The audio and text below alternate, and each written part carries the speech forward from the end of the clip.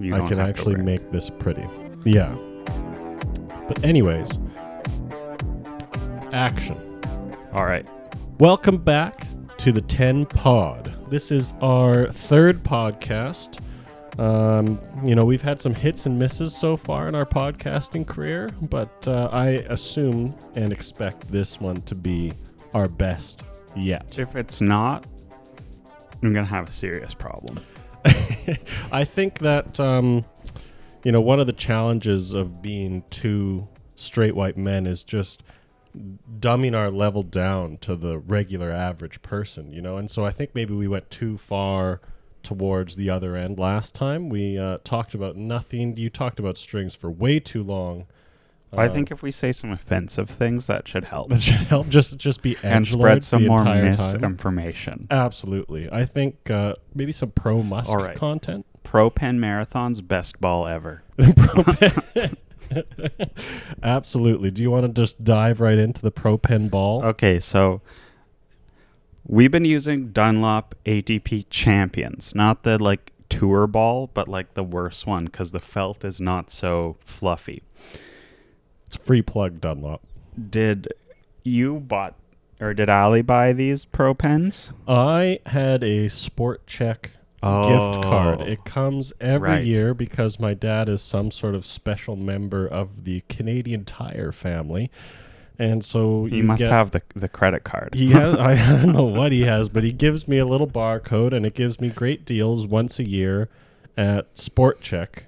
So the only tennis ball they have really there, they had U.S. Open or Wilson U.S. Opens. We should have got those. I thought that's Ali's favorite ball. I said, which one would you rather? She said the Pro Pens. Those were our two options, and she picked the Pro Pens. So we walked out of there with, I think, 24 Pro Pen cans.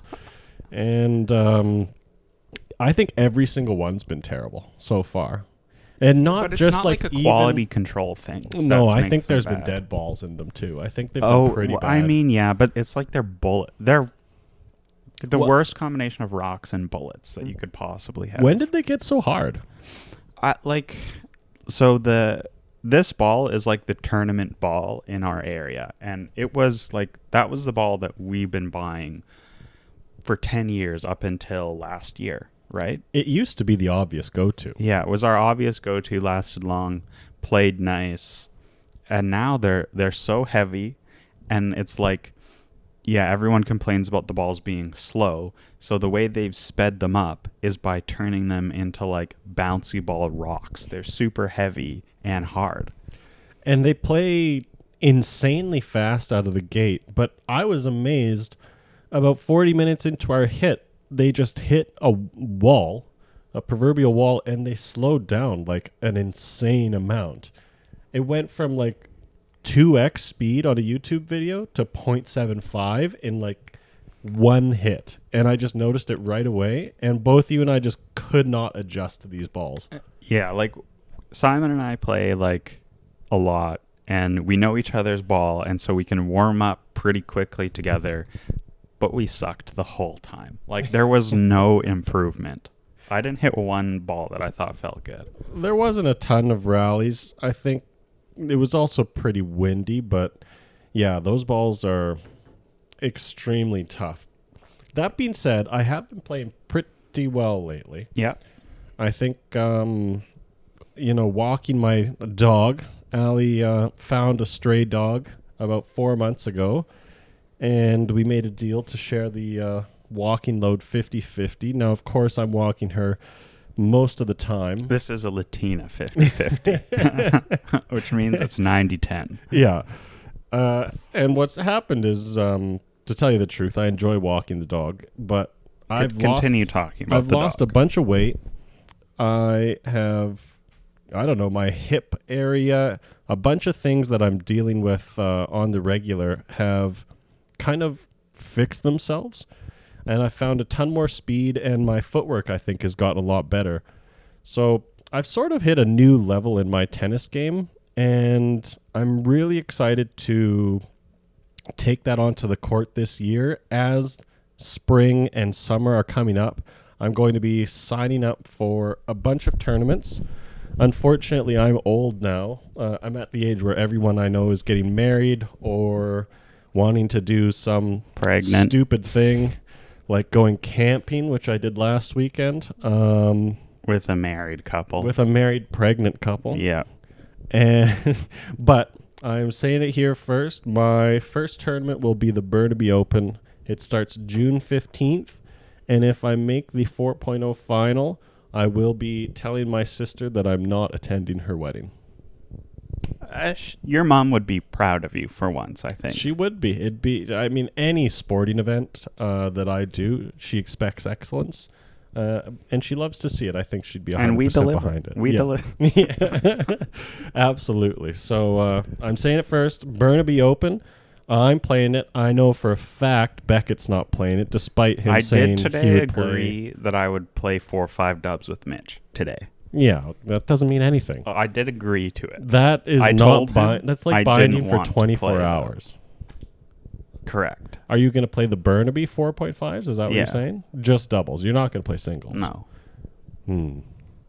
Should we play the 4.0 doubles? No, I can't play 2 events. You can't play 2 doubles events? No, that's too much. Yeah.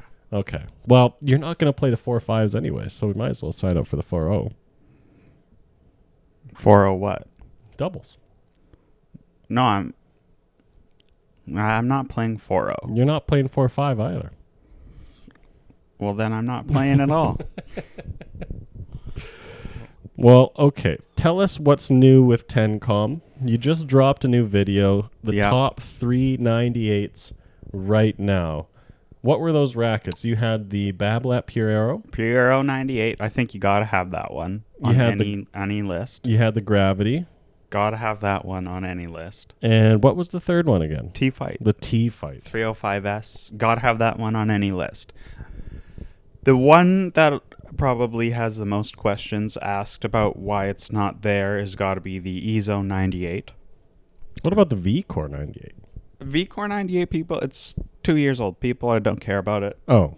And it also has a really open pattern, which if you are unable to determine where you hit the ball on the strings, you're going to have a mixed experience with that racket. So I think it has...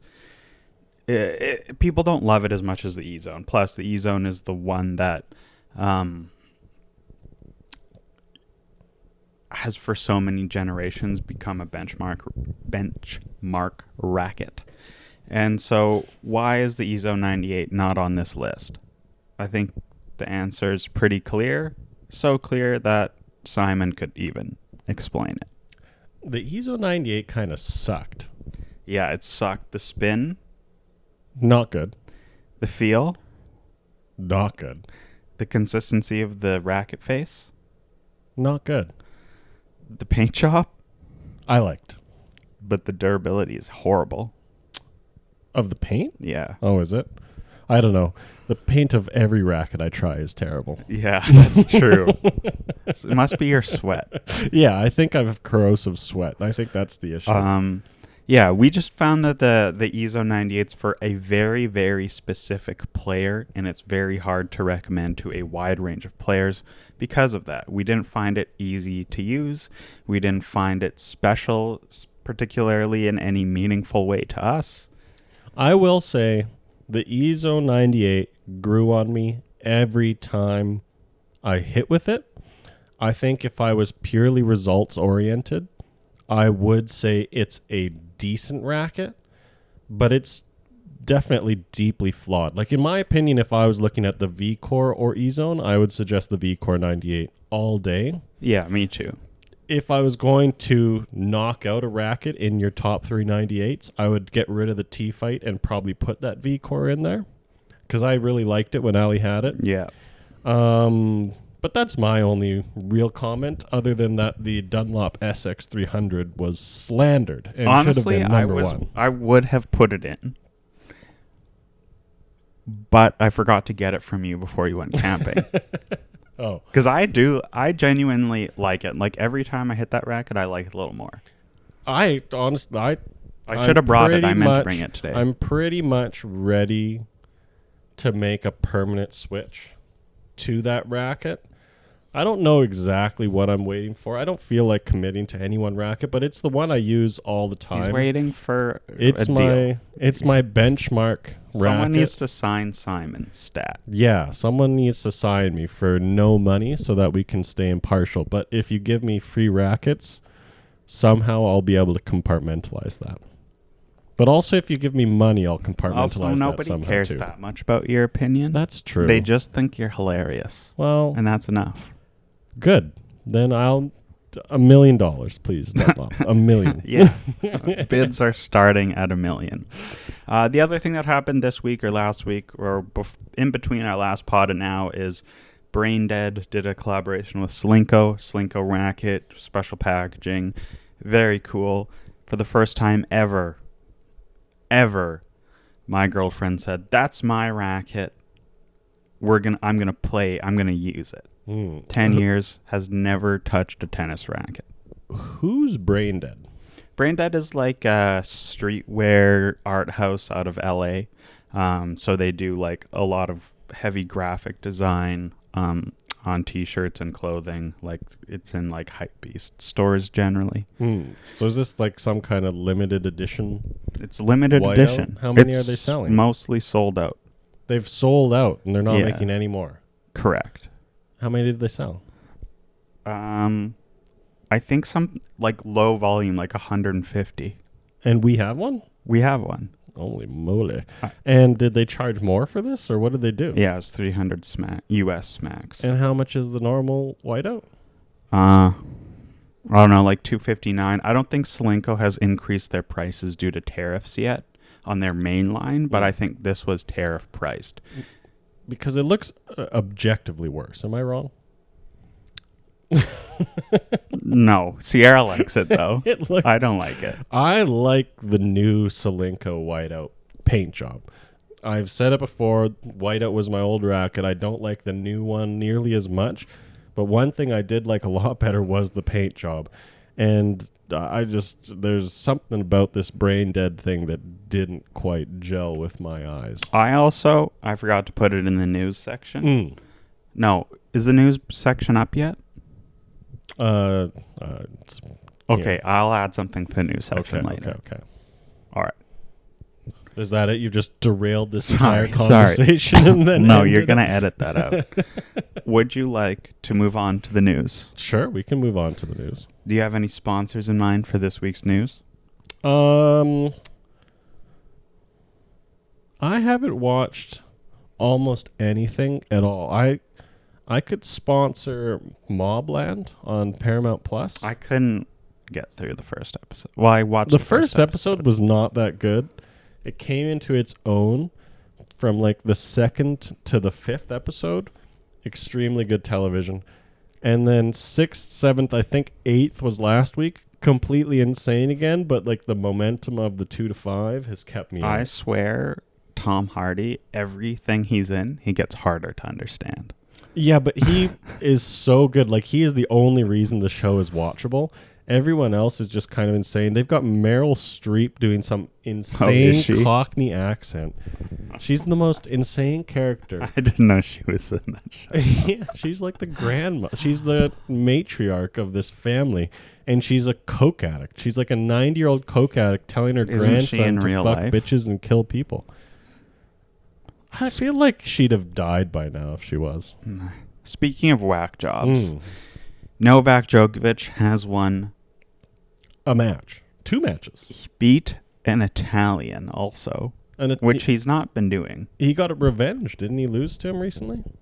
No, he lost to Nardi. Because there's Nardi and then there's Arnaldi. Right. I get them confused. Okay. That's a big win. Big win. We're going to get in some confidence, vulturing Casper Ruud style at 250, which Fed did like later in his career as well to get to world number 1, like the last or second to last time he did it. Good move. I think he had to do something to get a couple matches before playing a slam. So you've asked a question on the notes here. Will he win the French Open? I would bet absolutely not. Okay, but first of all, he's moving well again. He moved so much better than he has been at these recent events. Do you think being around Murray gave him hip issues? I think sympathetic hip problems. I don't know what it was, but he looks certainly much more physically able. It's not like he's back to his old self or anything like that. He was celebrating like crazy in the most unlikable ways possible, like prime Djokovic. That's how he got his name. I liked what I saw, and then I saw his draw, which we'll talk about later. It's tasty. Is it tasty? I haven't had a chance to peek at the draw, really. So we'll look at that. I think you need to take a quick scan of that first, and then we'll decide whether he can win the French. But I think he meets Sinner in the semifinals if he makes it there. And Zverev is the other top seed in his draw, who could lose to anyone at any given moment. I think I'd pick him over Zverev all day. I don't think Zverev might not even make it out of his first round. That's what I think. So we've got. Do we want to talk about these first rounds to watch that I've added last minute? Absolutely. Let's move on to that. So I made a note of 5, I think, critical first rounders. There were a couple of other notable ones, but I didn't put them down. Mm-hmm. On the channel here, we're fans of Mensik. So I wanted to talk about Mensik Muller. So Muller has just beat Zverev. He's deep in Hamburg right now. And he'll be playing Mensik in the first round. I think that could go 5. That could be electric. I think Mensik's cooled off a bit, but he should still roll Muller. I don't know. Muller, he's French. I've got Mensik Muller making is the court. French. Yeah, I get it. All right. And second one to watch is Hubie Fonseca. Hubie has resurfaced after, I'm not sure, getting lost in his gerbil house. I legitimately forgot he existed. We're fans of Hubie. I saw him play. I can't remember. It was like 2 weeks ago, and I was watching the highlights of a tournament, and he just I had made my tweener picks, and I don't know where he was on the tweener website. I think he's been out for injury or something. Yeah, he just shows up on my highlights, winning a match in classic Hubie fashion, 7-5, 7-5 in the tiebreakers. He's playing well. He's still alive in whatever tournament he's in. Geneva, I think. Yeah. High altitude is going to help him with the big serve. But against Fonseca, I think that could be a grueling long one as well. Here's my hot take. Are you ready for this? Yeah. Hubie's going to win in 3. Hubie could win in 3. He's going to win in 3. He's going to win the first set in a tiebreaker 7-5. He's going to win the second set 6-3. He's going to win the third set at a tiebreaker 7-5. I think Fonz, if there's 2 tiebreakers, Fonz will take one out of youth clutchness. No, Fonz is not ready for the degree of complete ridiculous, no pace, no momentum, no nothing. Hubie is just going to go out there. He's going to say, I'm going to hit as big a serve I can. I'm going to hit as big a forehand I can. And you're going to get nothing from me. You're not going to be able to develop any point. If I'm behind in the point, I'm just going to send it into the stands. I'm just going to send it into the stands. We're not going to have a rally. He does kind of do that rally? Milos thing where you take the rhythm away. There's no rhythm with Hubie. I'm going to take all the rhythm. Fonz has never played a guy as frustrating to deal with as Hubie. I'm telling you right now, Hubie's he's gonna breeze through Fonz's service games. He's not even going to worry about him. He's going to ace him a million times. They're going to get to the tiebreak. Okay, Hubie's so far, I'm 0 for 2 on you thinking that these are good first rounds to watch. I'm excited. Will I go 0 for 3? We've got another frustrating player, Lerner Teen, versus Zverev. Easily Zverev could go out here. I heard he threw up something like 37 times. I assume that was an exaggeration. Before his loss to Muller. Who cares? We don't care about that. It wasn't why he lost. Last time he played Teen in Acapulco, Teen demolished him 6-3, 6-4 straight sets, but apparently literally everyone had food poisoning that week, and Zverev was probably one of them. But if you're having food poisoning in Hamburg and you're German, that's a you issue. Is every loss Zverev takes because of food poisoning at this point? Or if his opponent doesn't respect him. Oh, right. I think, of all the matches, I'm excited for Muller Mensik, Hubie Fonz. I've made my picks. They're interesting. I certainly could be wrong. I don't think I'm wrong when I say Zverev Teen could be and should be and will be extremely boring to watch. Yeah. And I think that Teen can be interesting, but I don't know if he will be. I think also on clay, best of 5 Zverev will figure it out even if he's vomiting. I think the average rally is going to be 30, and it's just going to be cross-court passivity to so death. This isn't one to literally watch. It's one to figuratively watch. Okay. Yes. I think Teen could win this for sure. I could see both guys winning this. I don't care at all. This is one you watch on the highlights. You just go, that happened. Yeah. Tsitsipas, Etcheverry. Etcheverry is also still alive in the tournament that he's playing this week. I think he's in Geneva as well, playing against Tsitsipas. Tsitsipas been up and down a little, well, mostly just mid to low. He could lose early to Etcheverry. That would be tough for him. He usually can get quite a few points during the clay swing, and he hasn't really figured things out. He's back to his blade. I think this is on upset alert. Not that I think Etcheverry is like a super high-end, super talented player. Like, obviously he's good, but he's a dirt lover from South America, so could definitely pose some issues. Yeah, I think Tsitsipas is just in one of those moments in his career where he's just one of the guys. You could lose to anybody, and I think Etcheverry is anybody. I think actually, like, of all the matches, this one could be very exciting. I think both guys have a nice we could have some sick rallies, some good highlights. But I don't know who's going to win. I don't know who's going to win either. It could be 3 sets for either guy. It could be 5-set grind. I could be 5-set with 2 thrown sets. Yeah, it could be like 6-1 Tsitsipas, 6-0 Etcheverry. Like, it could be insane. Another one that is going to have some epic points, no doubt, but will probably be relatively brief. Alcaraz, Nishikori. Nishikori, like, historically might be my second favorite player. You picked him on Tweener. I love Nishikori. Always, I was like one of the only Asian players when I was growing up, and even today. It was always awesome to watch him. Epic forehand, one of the best two-handed backhands at the time. Great mover. I like everything about his game. He still shows, even as he's getting older, how effective just being the guy who dictates can be. And being able to effectively execute your plan and take your chances. I mean, he gets winners galore in every match he's playing. He shouldn't be as good as he is right now. All these old guys, they really know how to win. Out of nowhere, he was gone for years and years and years. And it's like, did he retire? What happened to him? And then he shows up as an old man, and he just shows the young kids, hey, I'm still better than you. I don't think he's going to beat Alki. I think Alki is just a different animal. I don't think he'll even be able to get a set, but I'm really glad that we're going to get to see this matchup. I think the main thing is Nishikori's serve is still just not good enough to win him free points. And never has been. And I don't think he can win enough rallies, even with his attacking style against Alki. He just has too many X factors, but I'm excited for that. So the other piece of news that I wanted to briefly discuss is tariffs. Oh. So most of the major brands have changed their prices in the United States as a result of the tariffs. I thought the tariffs were going away. I have no idea. Oh. What actually has happened is the prices are up. Okay. And I assume that's here to stay. Yonex rackets in the U.S. now going for $309 USD. That's like 500 Canadian dollars. That's a lot. Who can afford that?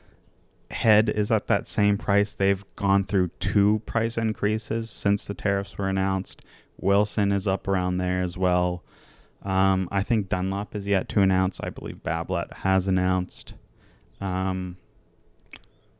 Are we finally at the point where things cost so much in the tennis world that everyone's just going to look at their current racket and say, hey, this is the exact same racket as what's on the shelf, except with an older paint job?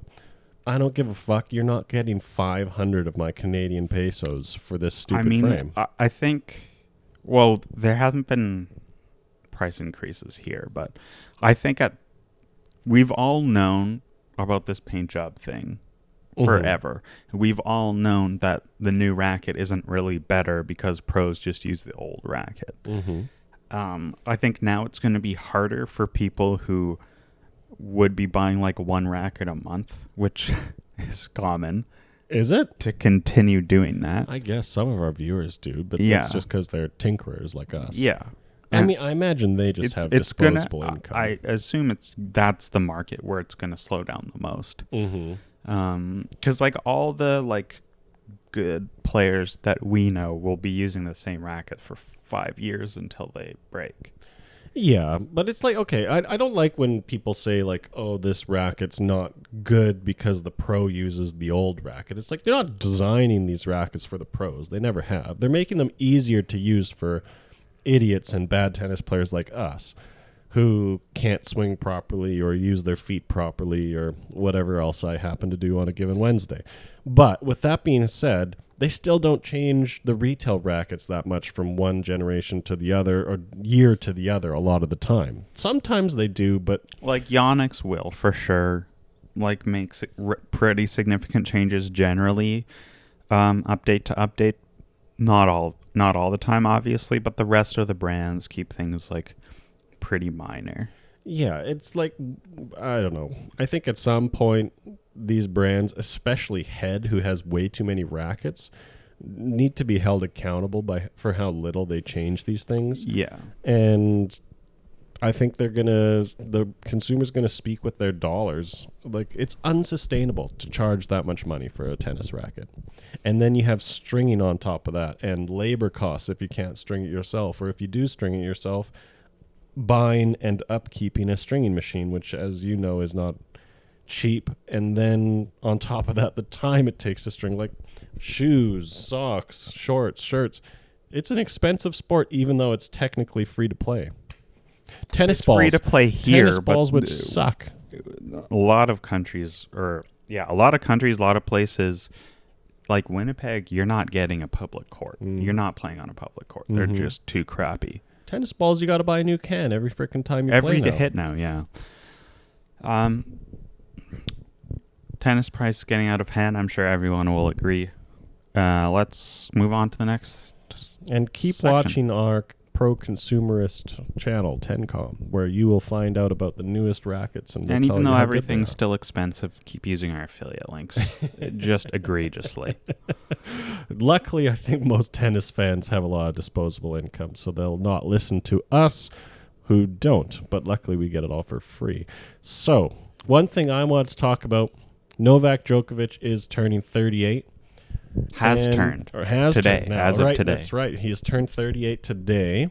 Happy birthday. Made a little list to compare how he's done against Nadal and Federer. And I don't entirely know what to talk about because, honestly, it's all pretty close, just like the entirety of their careers. I'd say, obviously, Federer's the GOAT based on win-loss. That's win-loss in slams? That's just win-loss total. Don't worry about it. Win-loss versus top 10. I want you to ignore that. I see actually, you'll ignore that because Nadal. I'm ignoring the Nadal's. All the Nadal stats you're ignoring? They're just wrong. I mean, I think these are stats after like 30. Oh, these are stats after 35. Yeah. Nadal started winning when he was like 12. Yeah. That's more impressive than winning when you're old. He won 2 slams. I think that's insane, given how mild out his body was by the time he was 35. Everyone thought he was going to be done 10 years before he was done. Yeah. I think the main thing that this shows is Djokovic has and continues to be numerically the best tennis player of all time. Which... It's all he's got going for him. It is, well, no, it's not all he's got going for him, but he's turned 38, and I thought I'd give him that little present. Happy birthday, Joker. I wish you the best of luck in the French Open. I would like to see him win one more as he fades out, to be honest. It'd be fun. I don't think it's going to happen. It's not. The Olympics was his hurrah. Okay, this is one we don't really need to talk about this, but I did watch it, and it was funny. Sam Querrey. Well, they lose at a set. Stevie J, no, they won. They won a set against just two random guys who played like semi-competitive Yeah, but they tennis. lost a set. Oh, they lost a set. They started love 40 down every single game. That's embarrassing that they lost a set. These guys were pretty good that they played. And they still managed to win. Like, honestly... I mean, they would have to be good. It's not like these guys are serving fluffers. Well, I mean, both Sam and Steve looked tremendously old. Like, it was pretty hilarious. And the guys that they played were so tight. Like, when they started, they couldn't even swing. They were so nervous. Because it was clearly their first time meeting, like, legitimate tennis stars. Both of Sam Queer and Steve they're just huge tennis stars. I like, saw as far as Sam United States Queer tennis. at Indian Wells, way too scared to talk to him. But he's huge. He's huge. Like, you don't really notice when you see these guys on TV how actually huge they are. And he has a big presence, too. Like, he's a funny, smart guy. He has a long stride. He's always locked in. Like, I feel like his eyes are always kind of... He's locked in. He's pondering. Ready to roast you. If you come up and say something stupid, he'll roast you down, and you'll just cry in the shadows. I would after have that. instantly cracked. That's why I didn't even try. I'm pretty sure. He also walks with a lot of purpose. It's hard to like interrupt people. If I remember correctly, after they lost the second set, John Isner called to berate them, which was hilarious. Deserved. But anyways, these guys have a podcast too. It's better than ours objectively, but it's nothing major though. It is nothing major. I thought that was funny. Thank you. Do you think we could beat them? Love 40 down? Yes. We spot them. They start 40 love up, obviously. Oh. I mean, is that enough for them to beat us? Or what surface are we playing on here? I think a mix. It's half clay, half hard. All right. Our side is... What side would you even want? Oh, no. It's vertically half. Oh. Yeah, I think we might win because with that mixed surface, Sam Query could rupture his Achilles. Yeah, I don't think their bodies are breaking down. We win. Yeah. I think 6-2, 6-2, no problem. Yeah. Yeah. I mean, you wouldn't want to say double bagel. That'd be rude. Moving on. Okay. This might be a separate video. What time are we at here? Should we rip through these? 8:10? Oh God, it's so late. Did Sierra meet? I don't know. Allie? Sierra has not seen. We better just call Allie just to see. Okay. We're going to make this part of the pod if she says funny enough things. No, I haven't gone. Hola, mi amor. Hola, love. Are you with Sierra? Yeah. Okay, you're on the podcast. Really quickly, I want you to tell me who is going to win the French Open on the men's side and the women's side. Ooh. You forgot to consider I thinking time. I gotta say my finals pick is Alcaraz Sinner because I want to see a rematch from Rome. Mm-hmm. And I do think that all this pause is going to give Sinner an advantage, so I'm going to say Sinner. But I do think that Ruud and Rune are going to come into the semis, or at least quarterfinals, so they're going to make it far into the draw. On the women's side, who are my options? I don't know. Sabalenka, Swiatek, Coco. Okay. The Chinese one, Guang Zhang. Yeah. Zhang could, although like Iga hasn't been playing too well lately, but Nope.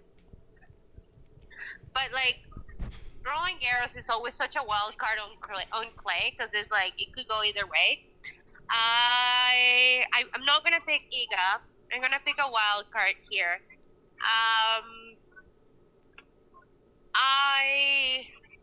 Okay. What do I've got? You have 10 seconds.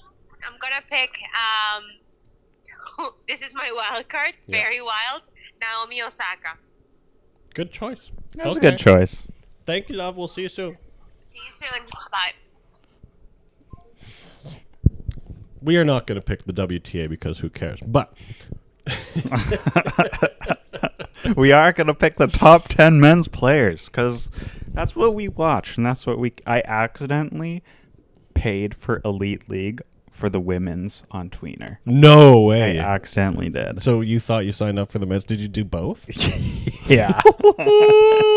Baby. All right. The thing about the women's on Tweener, it's not good value no matter what, because it's even more of a toss-up than the men's, which is at an all-time high toss-up. All right, level. let's start with Root, number 10.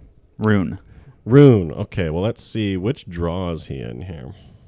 So, these are our French Open predictions. We are making these before the draw has come out. Yep. Ignore earlier today when we talked about the draw. So, mostly due to laziness and technology troubles, we cannot keep going back and forth. We need to go have a beer, so we're ripping through We are ripping through these. I want just gut vibes. So let's start with Olga Rune. My gut vibe is we'll know in the first round if it's going to be a big tournament for him or a horrible tournament for him. If he's all concentrated and he knows what he's doing and he's disciplined, he'll rip through his first couple of rounds and fly deep into the quarters. I think Rune is going to make the quarters and lose in a heartbreaking loss. Number 9, ranked number 9, it's Demon, Alex de Minaur. Not a super notable clay season, but he also really only lost to the top clay quarters, as in quarters, not quarters. And I believe that he will do the same thing here. He'll beat everyone he should, and if he runs into a real strong dirt baller, he'll take the L. I completely agree. No one in his little quarter of the draw is going to beat him. He's in a very tasty section of the draw that hasn't come out yet. Well deserved. But yeah, quarterfinals. A good draw. Quarterfinals, and then he's just going to get hammered by Jack Draper unless Hubert Hurkacz can beat Jack, which I think is possible. I think that's possible. And then too. I think that Demon is actually a favorite against Hurkacz. Oh, 100p. 100p. That's just how because he'll keep the ball in. Yeah. Moving on, the Moose. The Moose, I think, also has a pretty tasty draw. I think that semis for sure. Yeah, I think he's going to glide all the way to the semis. Who, if I'm looking at this, can really get after him? I call him a top 3, top 4, top 3 clay quarter right now. For sure. I don't think anyone's going to, unless Mahatch goes on a monumental tear, and even then I don't think he'd beat him. I see him going on to the semis. I don't think Mahatch, even if he's really peaking, I think Musetti's B game is enough to beat Mahatch on clay the way he's been playing right now. Yeah. The only guy I'm worried about... Injury is a risk, obviously. The only guy I'm worried about as far as the semis goes is obviously Jensen Brooksby, who is my GOAT. Yep. Moving on, we've got Casper Ruud, the winner of Madrid. I think he'll play solid. He'll do what he needs to do. I did pick him to win in our first podcast, which is insane. And I edited out like the portion he could where honestly, I said, haha, just kidding. He could lose to Popperin if Popperin peaks. Yeah. That's what I always say about Casper. I don't think anyone else is, even if they peak, is really going to beat him. Like Hachinov would really have to have a day. And I don't think Hachinov ever beating him. I don't think Tommy Paul has it. Though he does have his truck back. I think Tommy Paul is another example of matchups where he really gave Sinner problems, and Casper Ruud got demolished by him. But I think Tommy Paul does not match up well against Ruud on clay. I don't think so either. I think he's going to make it through to the quarterfinals, no problem, and then get demolished by Carlos Alcaraz. Yeah, in straights. Yeah. Djoko, another guy who has a pretty tasty little half of the draw, I think. He is going to be playing Matthew McDonald first round. That actually I'm is a little bit looking forward to tougher. Djokovic Mutet. Holy moly, that will be the best match ever. I think McDonald could be tough in 5. McDonald is fit. But McDonald hasn't been playing a ton. Yeah, I think he should get through that. I think he should get through this whole thing. I mean, unless Shapo can go on a bender. No, that won't happen. That'd be insane. Honestly, I think Moutet could beat him. Well, like the other guy in Djokovic. Who did Moutet just beat? He beat Rune, which isn't... That's like beating Djokovic right now. It is. So he could do it. I don't know. I think Djokovic gets through all the way. I think he does have a good draw. Like, who else is there? Zverev might not, or actually probably won't make it. I mean, he's got the god of clay, Daniil Medvedev. I don't think that Medvedev could be a long-ass match, though. Could be. I mean, I think that Djokovic would lose. That could be the match that puts Djokovic into retirement. I think he can make the semifinals. I think that's my prediction. I think Djokovic semifinals is my lock. He knows how to peak for these tournaments. You've said it before. Right now. And I think that he could beat... I think he could beat Alcaraz. I don't know if he could beat Sinner. I don't think he can beat Alcaraz on clay. Okay. In 5. Jack Draper. Jackie boy. I think, you know what? Jack, my boy, has had some good runs here. But I think that I don't know. I just got a weird vibe. I'm picking Gael Monfils. Really? As my that does crazy stand pick. Out. And I'm saying Gael Monfils is going to win against Jack Draper. I don't think that will happen. I think didn't Jack beat him at Indian Wells? Yeah. Who cares? This is in France. I don't think Monfils necessarily performs for the French I think Gael. I think Rude showed that pushing can exhaust Jack. Jack is not a physical longevity man. He's the best pusher in the world. This is a best of 5 sets on clay. Gael is one of the best pushers. No, I think Jack's gonna clear this section and play Sinner in the quarters. Here's my pick: Gael Monfils beats Jack in the second round, goes on to beat Hubert Hurkacz, and ends up losing to Alex de Minaur in the round of 16. Will then go. So you got Demon playing Sinner in the quarters. I've got Demon handing over a game to Sinner, just walking off the court with, I think, 4 games total. I liked his presser after losing to Sinner at the Australian Open. Like, he really was disappointed with himself, not in the way that Zverev was, where Zverev just thought he was the worst, but in a way I want to beat this guy. Listen, Demon is a professional. He applies what he learns, but at the end of the day, they're playing on clay where lack of pace shows itself even more, and I think Sinner is just going to simply blow him off the court. We've got... Oh, you're adjusting for sun? Yeah, it's gotten dark. Where do you see Fritz fitting into this, Beckett? I see Fritz taking an early L. He hasn't been playing well. Clay is not where he wants to be, that's for sure. He plays Altmaier first round. Do you see him having any trouble in these early matches? I think he could lose to Altmaier, honestly. Altmaier knows how to play on clay. He could lose to... He could lose to Montero. Yeah, Thiago Montero he could lose to. Mickelson? I think he'll be able to beat Mickelson, as an American player. He really won't want to lose to him. Honestly, this is a relatively open section, and I legitimately would not be surprised if Brooksby cleared it. I would love that. I would be so happy if Brooksby's playing Musetti. I would lose my mind. Brooksby Musetti quarter? I would lose my mind. I would lock in for We'd that. fly to Paris to watch it. Fly to Paris to watch Brooksby play. I'm sure Celinko could get us some sort of pass. That's the greatest thing that ever happened to me, and I think Brooksby could lull Musetti into all of his old bad habits and potentially beat him. All right. He could potentially make the semifinals. Brooksby semi, TennCom locking it in. I'm calling Zverev to instantly lose to Teen. I'm calling it too. Teen is going to lull Zverev. He's going to make this the pusher's paradise. Yeah. And then Zverev is just going to have all of these results that he keeps going through, wash over his shoulders time after time, every major that's slipped away. How many times is he going to throw up before the match? Oh, at least 100 if he loses. I just think Zverev is having nightmares about every single big point right now. He has no ability to take any risk in the big moments, and then when he realizes he should have taken a risk and didn't, he takes way too much risk and sprays it. He's all over the place.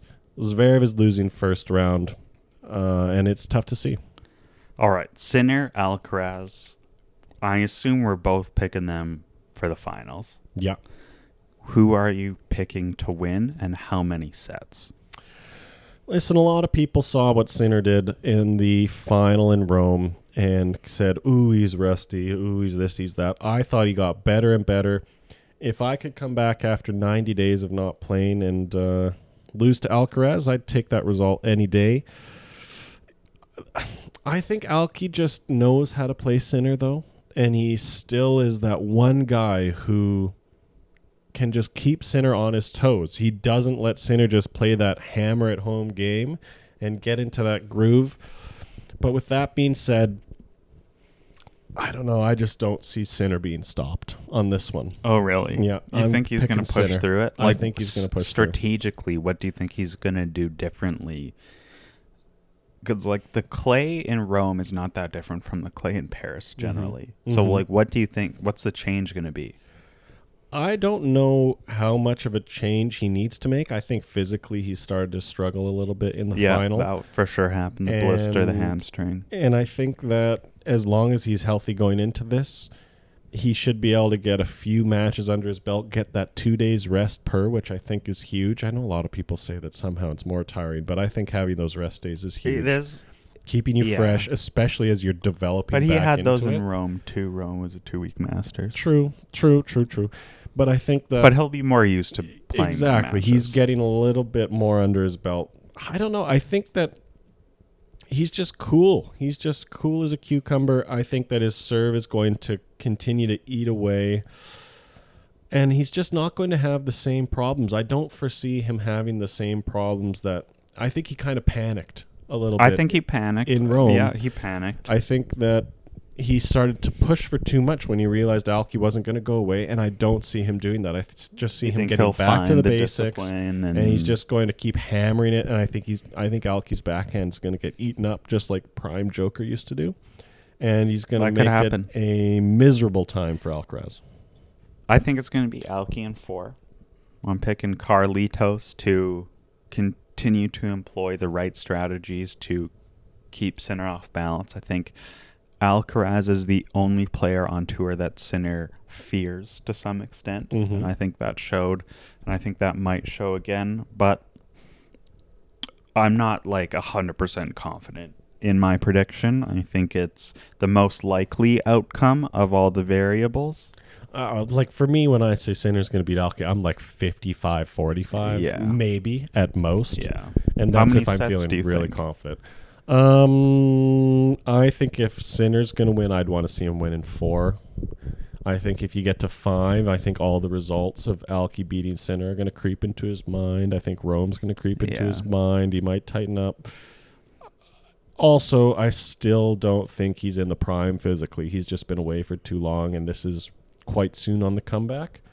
I want to see Sinner win the first set for sure. And then I think he's going to have to win the 3rd and the 4th. I don't think Alki's going to lose the 2nd. So you think he'll get done 4? I think he'll get done 4. Let us know who you think is going to win, and prove it to us by joining our Tweener League. Seriously, join the league. It's free to play. Our link is in the bio.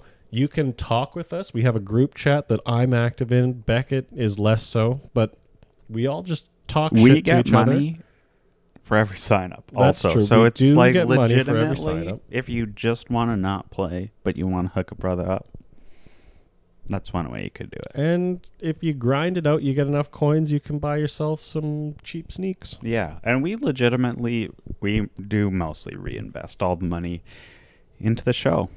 Do we have any questions from the last pod, or should we just wrap? We had almost no one watch the last pod, so we'll wrap it up. We're wrapping it up. If you do have questions, or if you just want to say something funny, shout us out, leave a comment. I will put it on the end of the podcast. We will address you. Thank you for watching. We'll see you next time. Goodbye. Stole you.